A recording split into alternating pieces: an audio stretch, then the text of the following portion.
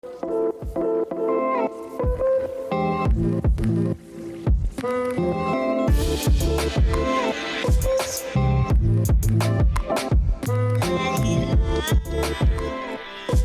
this is Sanyam Bhutani, and you're listening to Chai Time Data Science, a podcast for data science enthusiasts where I interview practitioners, researchers, and Kagglers about their journey, experience, and talk all things about data science.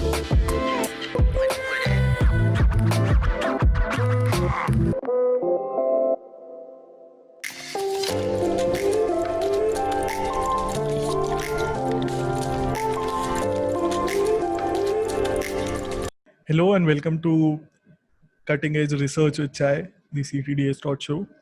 In this episode, I interview Yuki Asano, who's currently a PhD student at the Oxford VGG Group.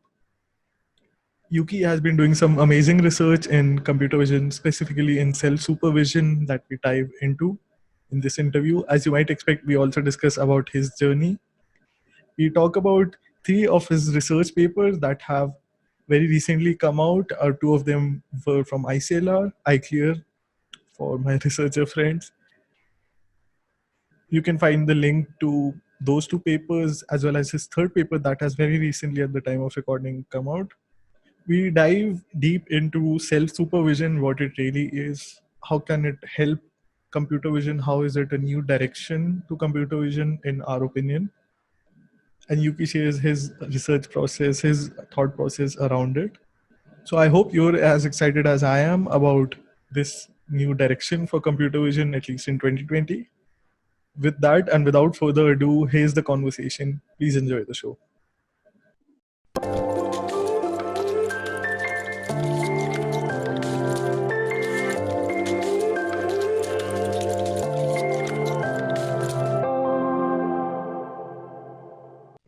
Hi everyone, I'm honored to be talking to a researcher this time on the show, Yuki Asano. Yuki, thank you so much for joining me on the podcast. It's a pleasure. So I know you've worked across different domains, but I want to start by talking about your journey. Can you share your journey into computer vision and machine learning? I believe you worked across time series problems as well, and before that across math and physics as well. How did you settle on this? Yeah, it was really quite a zigzag course. So I started doing a physics undergrad in Munich. And at the same time, I was studying economics as well as a double. And sort of since that point onwards, I was kind of interested in macro levels thinking, like big picture thinking. Okay. And hence I also settled in like medical computational physics for my bachelor thesis in physics, where you can really, the impact is tangible. And I learned coding there, which was nice, because in physics, typical physics, you don't do much of that, plenty of solving integrals, etc. So I liked that, and then I went to applied math, which is a lot of coding as well, but quite theoretical actually. And so I did enjoy that and sort of discovered complex systems as another topic for me, which is really interesting. And I think is becoming more and more interesting with all sorts of connectedness as we are seeing in the COVID-19 epidemic. But then this new field came into my view, which was deep learning and machine learning. And it was all about data. And so I was relatively familiar with data via some internships and academic projects. And then I decided to apply for my PhD program, which is great, where you can first see different kinds of machine learning directions. So you have the possibility to explore a project in this domain, a project in that domain, before finally settling what you do in your PhD. And so I did one project which was medical machine learning, and another project which was computer vision. And there it really blew away my expectations, in the sense that first I thought deep learning or computer vision was all about making neural networks deeper, which kind of I've heard a lot of times, but then once you're there, it's really not the case. I mean, it might have been in the beginning, but actually it's much more about how can we really understand what it takes to learn good visual representations. And it's really, at least I see myself as doing relatively foundational kind of research. It's not really, I mean, often we measure things in better ImageNet numbers, but what we're really interested in and what I think everybody is interested in are these fundamental questions more. And so I think that feels like a high impact area. And so, yeah, I feel quite happy here at the moment. We all are lucky that we get to witness your contributions to the field. As an outsider, I'm not a researcher. I'm not smart enough to be a researcher, but I'll be asking a lot of naive questions. People like me from the outside assume computer vision, like you said, is just about making models deep. We have solved, quote unquote, solved ImageNet. Do you think computer vision is solved? Any thoughts on computer vision's state in 2020? Ooh, I think it's far from solved, luckily, otherwise I wouldn't have a job. But yeah, I think it's really interesting I mean, people say 2019 was the year where NLP got really big with the transformer models, etc. Yes. But what happened also in my field is, so my field I would say is broadly self-supervised learning, and we'll probably dive into that a bit later. Yes. But starting from the second half of 2019, it has exploded as well. So it's really having a renaissance almost, and it's really exciting. And at the same time, there's a lot of unsolved problems. Like, I mean, causality is one thing, or like properly understanding what happens, for example, in videos. The moment video models can mostly handle very short-term dependencies, temporal. So that's, I think, a especially exciting field, because humans also don't just learn from random images. Like, you can't just flash 1,000 images of ImageNet and expect a human to learn something, but more like continuous inputs are, I think, getting the deserved importance now as well. We'll definitely dive deep into this very soon, but I'm also curious, why did you pick academia over industry? There's always this different paths. People tend to differentiate a lot. What made you pick this? So for me, it was really the idea that I want to keep all my options open in a way. Like, if I do a PhD in this topic, it allows me still to go to industry or startup, or potentially start a startup, which I'm interested in as well, or yeah, stay in academia. Versus I felt like industry is a bit more limiting in the sense. And also, if I really wanted to dive deep into a topic, which is what I really liked about my bachelor's and master's, weren't all the stupid exams. It was really the research projects. And so I thought 4 years of that, yeah, that's actually sounds like fun, which, yeah, that's why I choose this. Okay. So this is also a repeat question on the podcast, but what does a day in your life on non-pandemic days look like? What does a day in the life of a researcher at Oxford look like? I think it's quite different for each researcher, actually. One of the things I like about our lab, well, in non-pandemic days, I guess, is like everyone's really flexible. We quite often go to lunch together, but apart from that, everyone can just come and go and have their own working schedule. And so for me, it looks like usually I wake up, some breakfast, go to the office. Do you leave your models training overnight so that you don't end up watching the loss curves? Oh yeah, for sure. Like, you have to have stuff running overnight. And even more, our cluster has a scheduler, so not just have stuff running, but have stuff queued up for running as well. Yeah, very important. So something is always working, even if oneself is sleeping. Of course, what tends to happen is that there was a bug, and then the bug just happened like 10 minutes after you went home after work. But yeah, in theory, that's how it should be. Yeah, plenty of coffee. And what I really liked in the non-pandemic days is basically I usually have one meeting a week with my supervisor, Andrea, and Christian. Christian is a postdoc in our lab. And usually I just pop into his office far more often than that, and we just brainstorm on a whiteboard some crazy new ideas for potential projects. and or sometimes talk about papers where actually one of those ideas got already implemented, so we don't have to do it anymore. So I really like this flexibility, brainstorming, and yeah, intellectual, or I don't know, like topic-based discussion, I guess. I was hoping you'd mention chai in your answer. What? I was Chai? hoping you'd mention chai in your answer, not coffee. Oh yeah, well actually I'm drinking tea, so there you Okay, go at the that's good moment. to know. Oh yeah, actually, yes, actually my office mate who I'm sitting next to, we've got like this mountain of tea. So Okay, so tea is becoming very important for us. Or at it least definitely was is. becoming more important. Yeah. It's the key to SOTA. Oh yeah, yeah, definitely. That's what, yeah, you gotta switch between coffee and tea. That's the magic.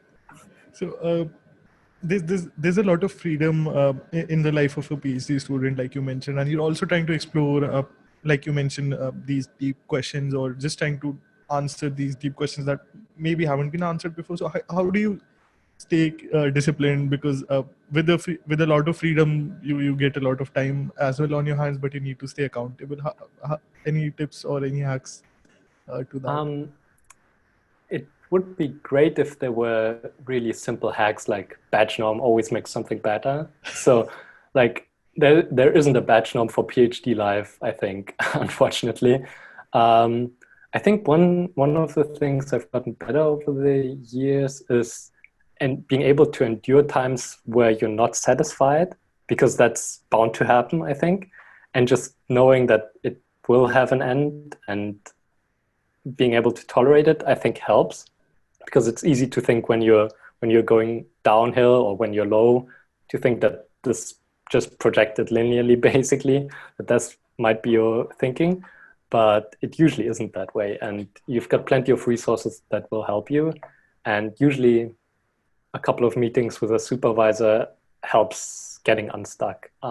So really, especially when it's not working well, to still stick to the meetings is, I think, one of the better advices for being a PhD student. And also having something apart from the PhD, I think is key to actually being good at the PhD.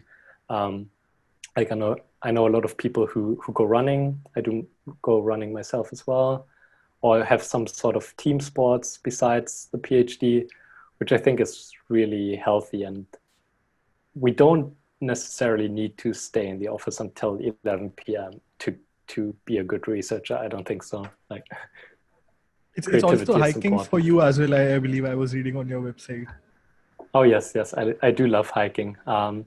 Especially in the lockdown phase, I was in Munich, where I'm actually from, um, and I hiked a lot, especially in like, well, local forests, not the like tourist areas, but just a local forest. And yeah, it was a really nice experience, like the complete difference from sitting in front of a computer and coding.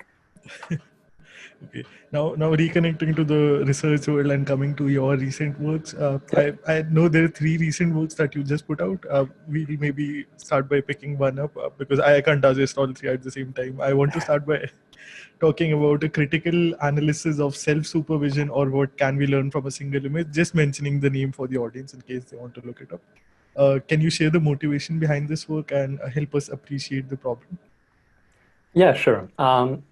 So this work, the original motivation is kind of two parts. So one thing I was thinking was, so what is a bit weird at the moment in computer vision? And so one of the things I realized is, oh, you need a lot of data.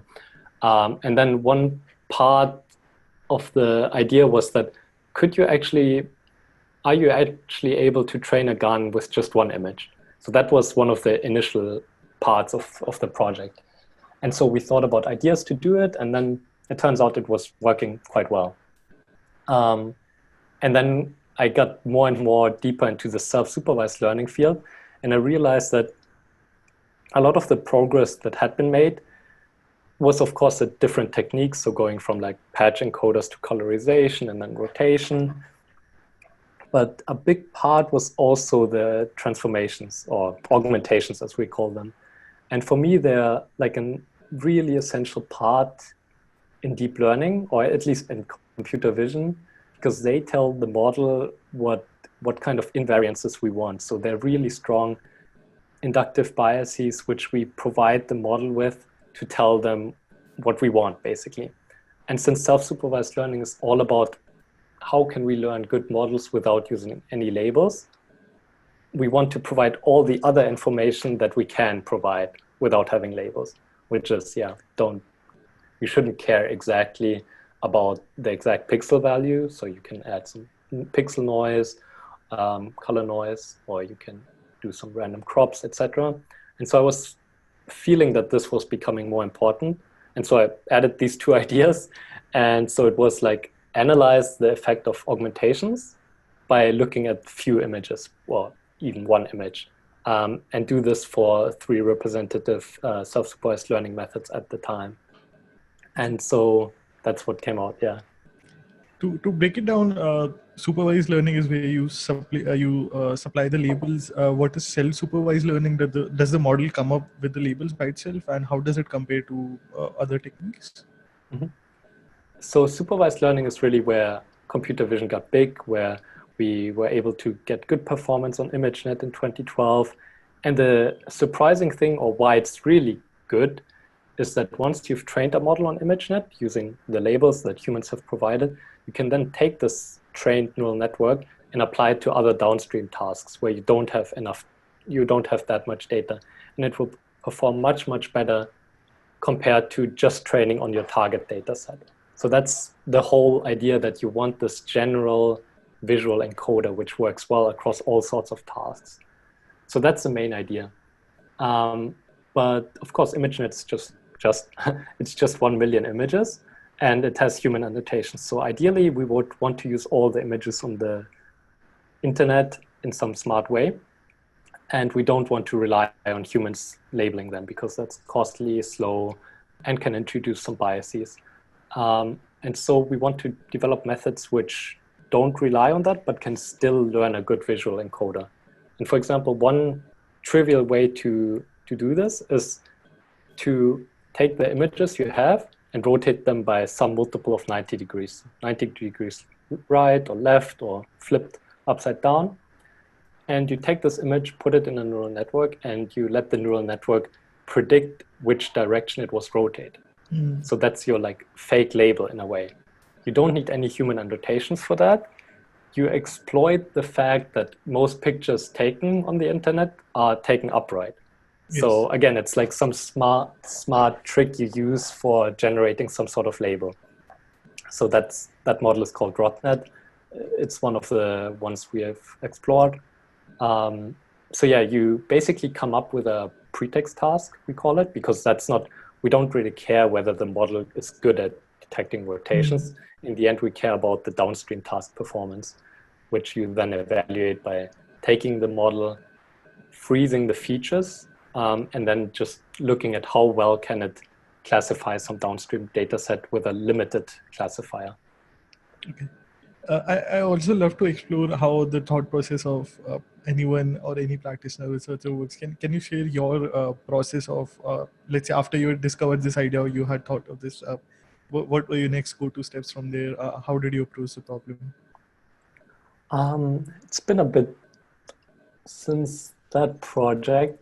What I'm doing now, which I think is slightly better, is have first, like, if I think of projects, I usually write an abstract for myself, which kind of invents a story. Like the thinking goes in my head, and I say, oh, if I do this, we might get better performance, or we might see something funny.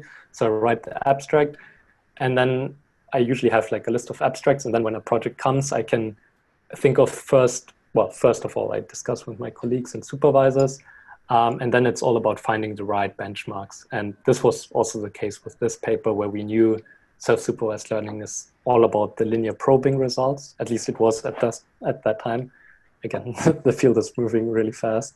Yes.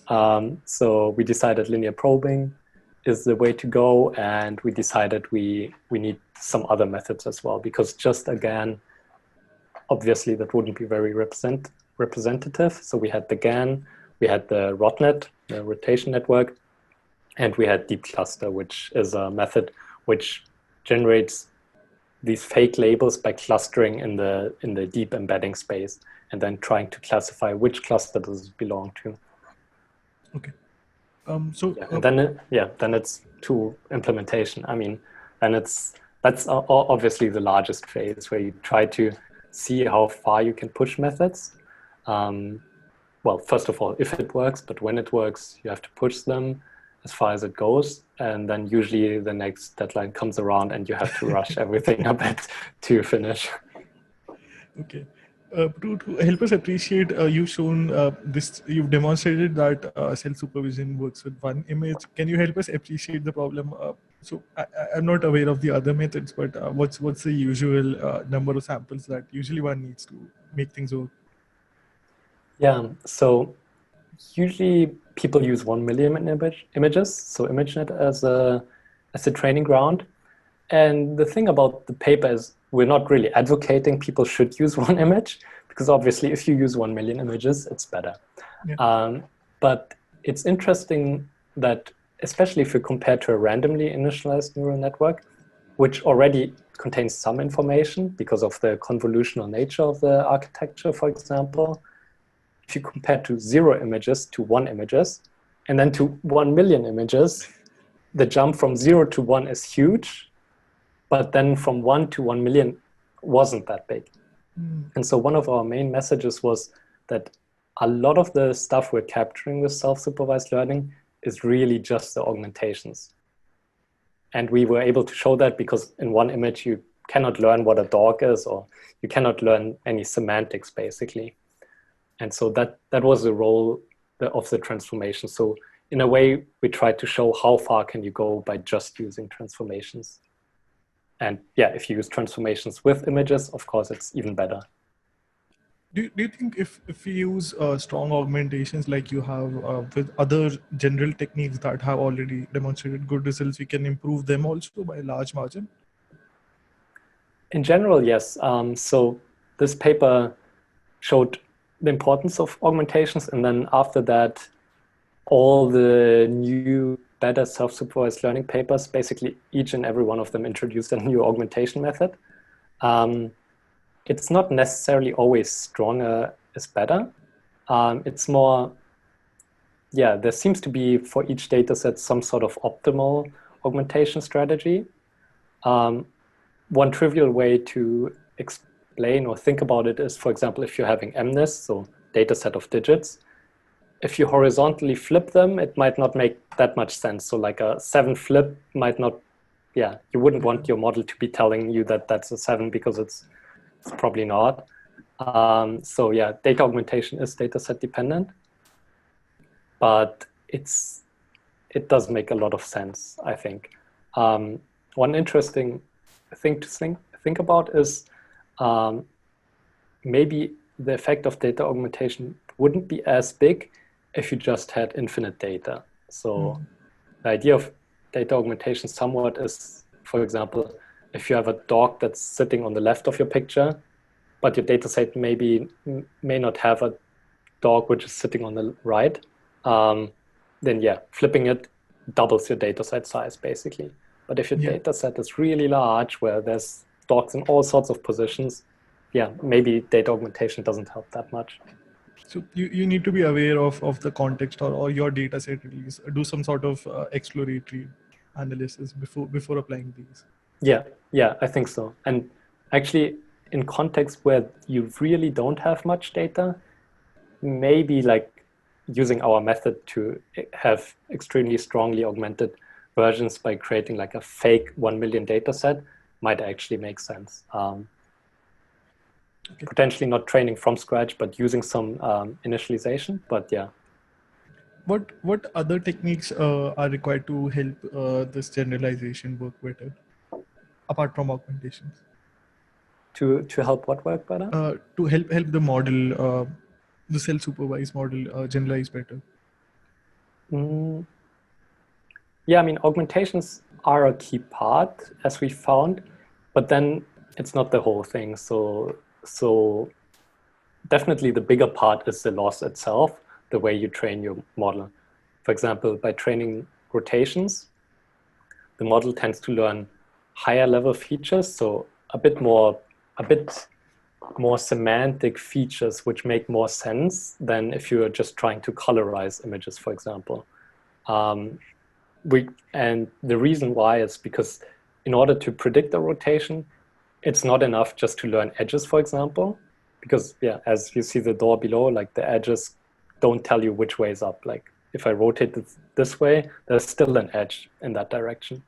So it needs to learn, okay, doors usually, I don't know, have a ceiling at the top. And so this way is down.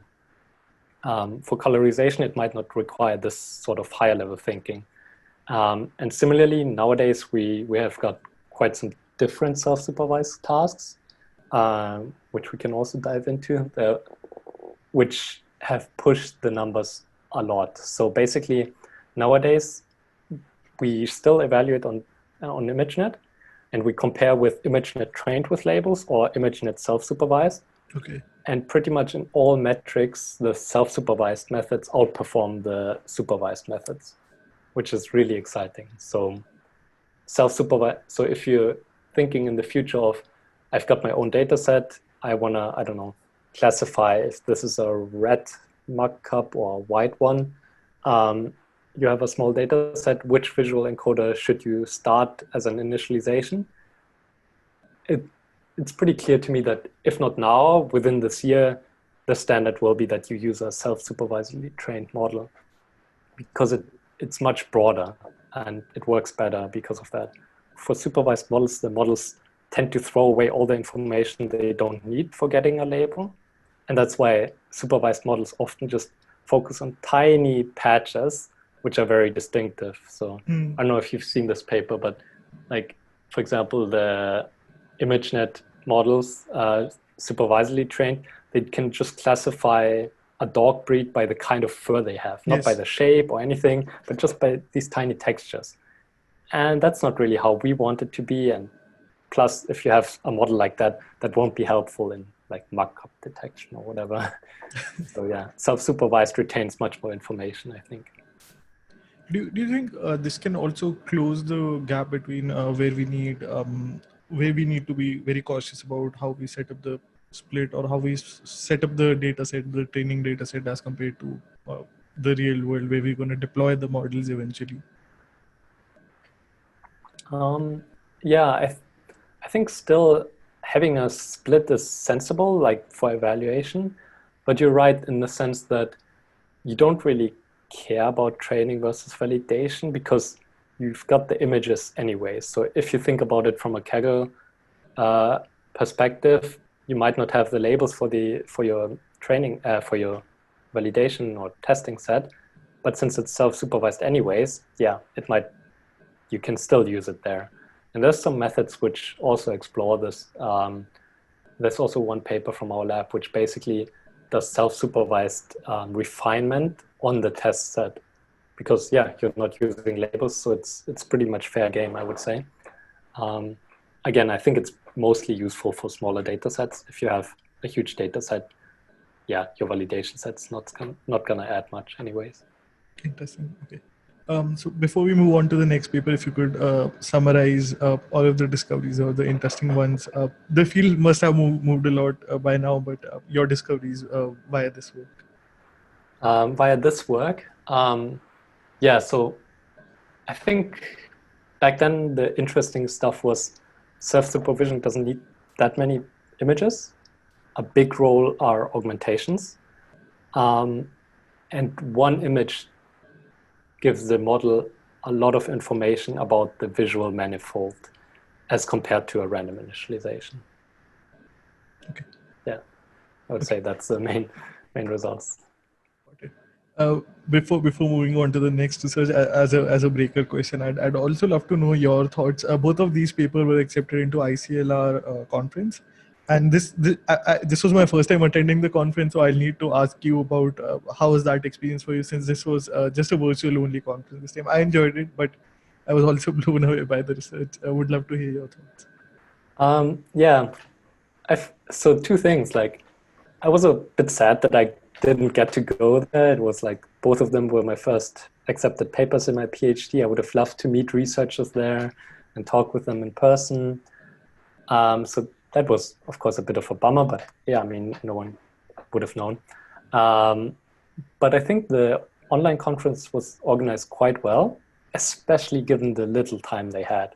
So everything, it was, of course, a bit chaotic, but everything at least worked really well, and it got better each conference day. So the webpage, I don't know if you've seen it, like, yeah, it got better every day. It was pretty exciting in that sense. But yeah, I still think like a poster session with Zoom meetings is a bit tricky, because you can't just lurk very well and just look at two posters at the same time. But instead, yeah, we've had some people just enter the channel, see there's no one talking, okay, and then they leave again because they didn't want to put in the effort of asking a question. They would have listened if someone was talking already. But yeah, so that's really tricky to recreate that experience, I think. It's difficult to do that online, but I also think for the upside, I may not have been able to travel to attend the conference, but just being able to meet so many people. I think it was a Slack-like interface where we could chat with everyone, and the Zoom calls was very interesting because to someone who's not otherwise able to connect with all of these amazing people now. Yeah, absolutely. I mean, this year in terms of accessibility, it's great, right? Like all the conferences are really cheap, and you can pretty much go to any conference now, which is quite nice. And all the talks are also online afterwards. Certainly, really good. I really love the interface because you can like I'll have your talks link, but you can see the presentation and the person's video frame and the presentation in the next. And you can also sync just a nerdy detail, but you can sync the slides with the video and back and forth. Yes, you can pre-watch the 5-minute summary. So that was really cool to me, at least. Yes. Yeah, the 5-minute videos were great. I mean, they're much better than reading abstracts or reading anything else. So I really enjoyed these. Okay. So now coming to the other paper by you that got accepted into ICLR, I think this was the spotlight, a paper that made it to the spotlight. Yes. So the title, I'll again read it out for the audience, is Self-Labeling via Simultaneous Clustering and Representation Learning. If you could again say the motivation behind this work as well. Yeah, so the motivation behind this one was really straightforward. It was, can we make the deep cluster paper more systematic? Again, deep cluster paper was you send images without labels through a ConvNet, you get some features, and then you do k-means, and you assign each image to a cluster, and then you pretend like they're ground truth labels, and you just train a classifier, and you iterate between these two things. And so we really dive deep into the mathematics of k-means and feature classification. And what we found is that, yeah, the k-means objective isn't in line with a classification objective of softmax. So what could happen is that basically all the features just collapse into a point. K-means will have one cluster, and the classifier will just say it's this cluster. Bam, you're done. It doesn't learn anything.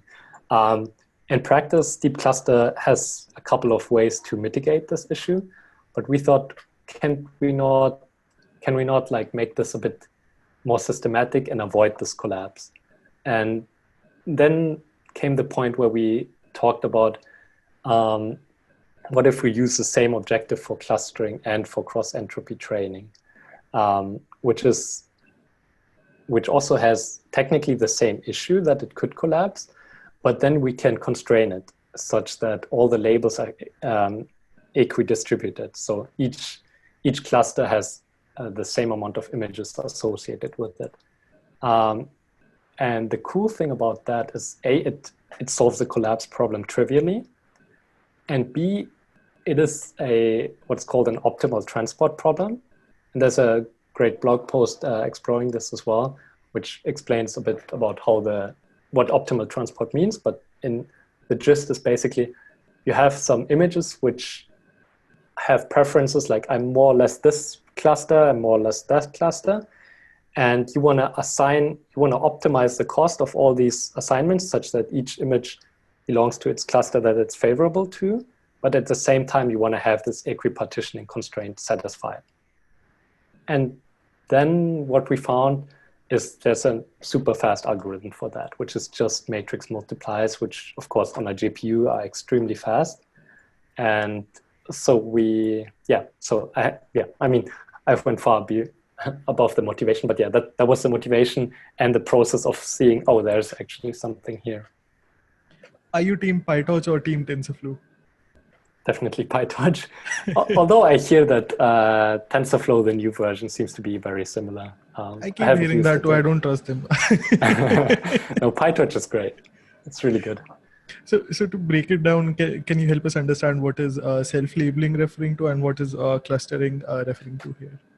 Yeah, so self-labeling refers to our method basically discovering labels by itself. So you just give it a data set and it will tell you these images belong to one label, these images belong to another label. It doesn't tell you what the label is. But basically you can just organize a data set that way. And yeah, so self-labeling via clustering, that's this part. And then representation learning means that you learn, that's kind of the main goal of the work as well, is you learn a good representation. So again, you want to learn a good CNN, and you want to do this both from scratch. So you kind of bootstrap your way. So at the beginning, you don't have good labels and you don't have a good visual encoder. But then you get, already at the beginning, the network is random, but the labels or the clusters already contain some sort of information.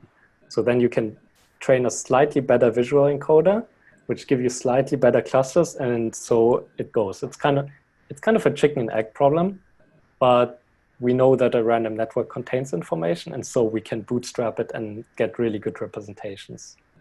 Okay. So I'm following the lazy person's approach to reading a paper, which is this abstract introduction and summary. Can you help us understand your discoveries from this, your gist of this research? Yeah, sure. Yeah, I'm really sorry I didn't have a really splashy figure, and there was a lot of tables in the paper. We do have, the iClear video has some nicer figures, I think. But yeah, the main discoveries were, I guess, what stands for me still is that we're really good at classifying ImageNet images, even without labels. So we also have like an interactive cluster explorer on our lab's homepage.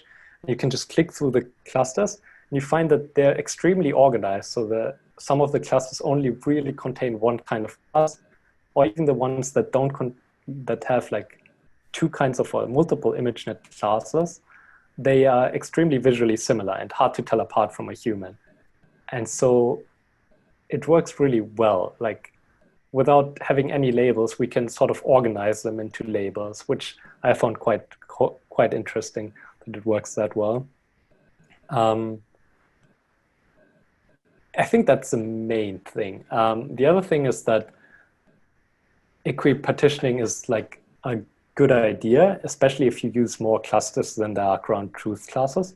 So even if you had, say, a very unbalanced data set of, say, you have 100 classes where the highest frequency class occurs 10 times more often, as long as you use, say, 1,000 classes or 500 or whatever, it can give that most frequent class enough pseudo classes such that the classes still will be equipartitioned, but it can take care of like highly imbalanced data. So the framework's really flexible in that sense. And yeah, so optimal transport is a really cool direction, I think, for deep learning. And in fact, like just, what was it, 3 days ago or something? Another paper came out that used like the same synchron knob optimal transport for feature learning and combined it with contrastive learning. Do you think this will be the year of of these papers of self-supervision? Will 2020 be that year? Yeah, I think it already is almost. I mean, it started with like, okay, end of last year, our paper came out, and then Moco came out, and CMC. Starting this year, Hinton's SimClear came out, and a bunch more. It does feel like it's yeah, it's really competitive, and it's a really exciting time in this field. So many papers are coming out. The question is, yeah, to me a bit, what comes next, I feel like, because we've surpassed the performance of supervised models. So yeah, it's quite interesting. Okay. Between the time I reached out to you and today, you've also published another work. So I'll have to ask you another question about that. Again, I'll read out the title for the audience. It's called Labeling Unlabeled Videos from Scratch with Multimodal Self-Supervision. The title itself is fascinating. How is it related to self-labeling? And if you could also share the gist again. Yeah, sure. It's relatively so the motivation is quite simple, actually. We thought, oh, like getting clusters on images works well. So why should we be able to do it on videos as well? Especially given that getting video annotations, like on the kinetics dataset or HMDB or the other datasets, it's very, very expensive, especially because it's not just one image, but like a whole video with a duration, etc. So can't we like automate the process, or at least like reduce it significantly? And so at the core, we are using optimal transport again, but now a video contains not just a bunch of images, but also audio. So you have two modalities. And so that includes, or that makes some difficulties, which you need to think smartly about.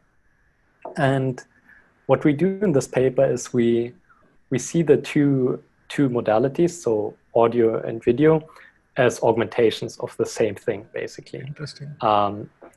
Yeah, I might be like, yeah, I always think about augmentations in a way. But the way to think about it is, say if you have someone, I don't know, chopping wood, a video, and you hear the sound, you have it in your head, and you see the visuals. And it's basically the same thing, but just from a different modality. So you would be able to tell one thing, you would be able to tell someone's chopping wood by just one of them. So that's kind of the way I would see an augmentation. And then we can nicely fit it into the mathematical formulation of the paper by properly having it as an augmentation. So it's still just minimizing one loss as opposed to multiple. And then we have some improvements that make the audio and visual encoder, because now you've got two neural networks, they need to get aligned. And we have some other improvements as well, which just make it better for this sort of setting.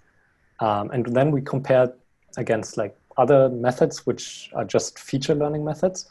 And we compare by just running k-means on the features we got. And we find out that, I mean, good feature models work well, but actually learning clusters works much better. And so we are able to generate clusters automatically for 4 data sets that we've analyzed in a really good way. So we get like high NMI values, and it also doesn't matter what kind of number of clusters you take. So that was really exciting. So I think the way it is, it could be used for like helping annotation efforts in video settings. This is definitely fascinating to me.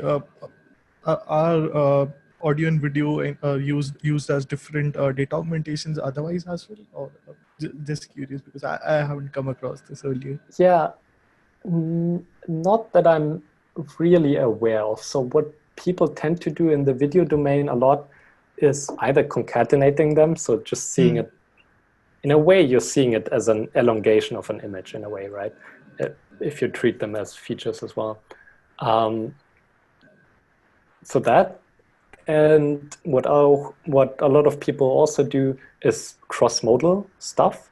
So for example, you predict the features of the audio from the visuals, and likewise the other way around, which just works well.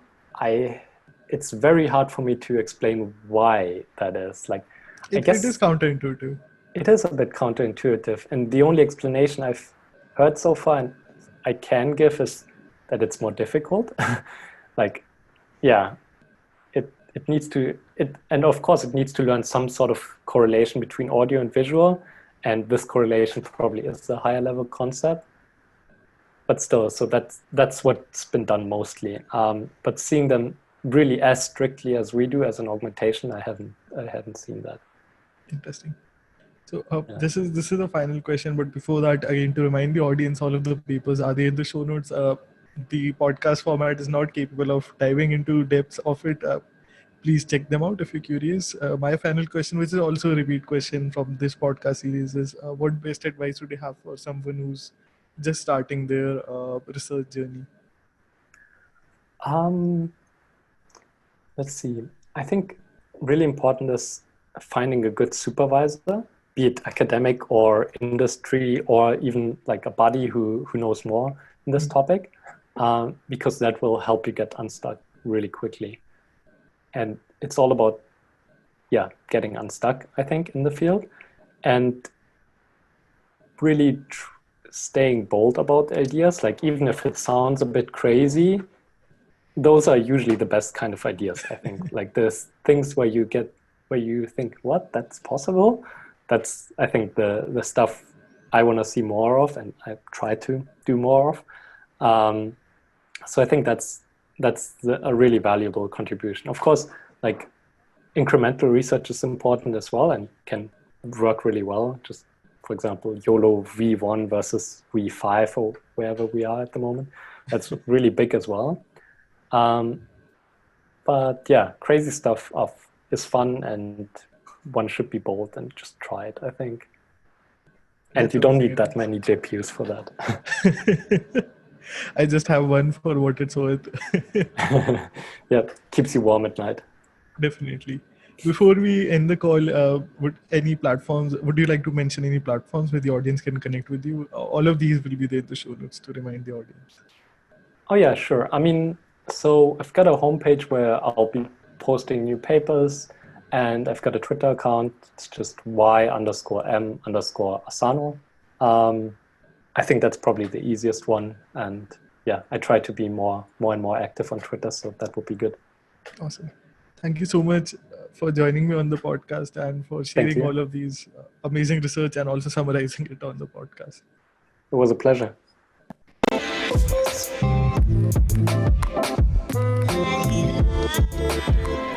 Thank you so much for listening to this episode. If you enjoyed the show, please be sure to give it a review or feel free to shoot me a message. You can find all of the social media links in the description. If you like the show, please subscribe and tune in each week to Chai Time Data Science.